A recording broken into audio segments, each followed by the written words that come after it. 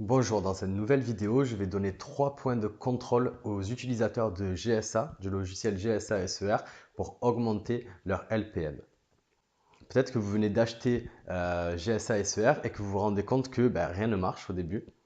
Vous êtes déçu, vous êtes un peu déçu de la difficulté de l'outil. Vous pensiez vraiment que ça allait être beaucoup plus user-friendly, que vous alliez vraiment pouvoir, dès que vous l'achetez, pouvoir démarrer et obtenir vos premiers backlinks de qualité.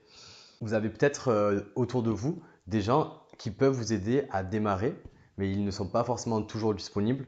Même si c'est vrai que demander autour de soi, c'est au début, hein, et quand on connaît, c'est une bonne solution. Et vous avez regardé beaucoup de vidéos sur Internet qui vous donnent des conseils justement pour comment régler l'outil. Mais au final, vous vous rendez compte que selon la vidéo que vous regardez, ils vous donnent des conseils totalement opposés. Je pense que ce dont vous avez vraiment besoin, c'est une sorte de checklist des points de contrôle. Alors dans cette vidéo, on va en voir 3. Il y en a bien entendu beaucoup plus, mais déjà, je pense que ça va pouvoir vous aider. Donc la première chose à faire quand on souhaite augmenter sa LPM, c'est de scraper ses propres listes.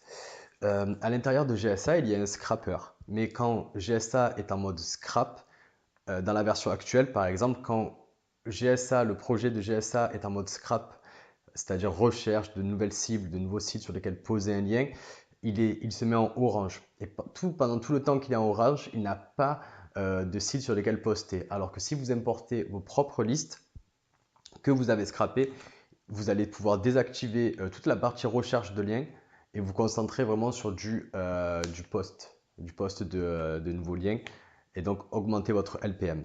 Ensuite, la deuxième erreur que j'ai constatée quand les gens viennent me demander des conseils, c'est euh, ils mettent à l'intérieur de keywords, c'est-à-dire les mots-clés que les moteurs de recherche vont aller, que GSA va rentrer dans les moteurs de recherche pour générer les listes de sites sur lesquels elle est posée, est vraiment courte.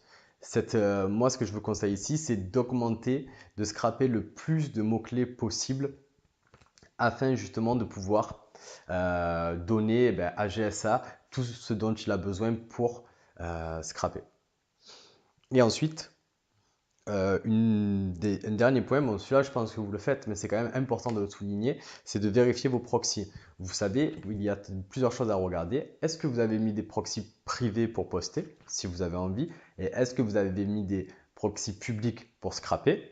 Et si c'est le cas, est-ce que vous avez régulièrement vérifié si vos proxys sont toujours valides ou est-ce que vous avez bien réglé VGSA pour qu'ils puissent automatiquement trier ceux qui sont bons et ceux qui sont morts. Alors, il existe beaucoup d'autres points à vérifier avec GSA, mais déjà si vos blocages font partie de ces 3 points, vous allez pouvoir avancer dans l'apprentissage de cet outil.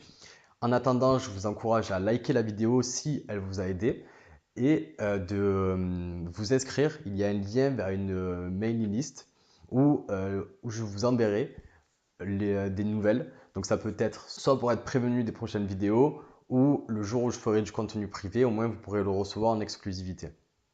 À bientôt.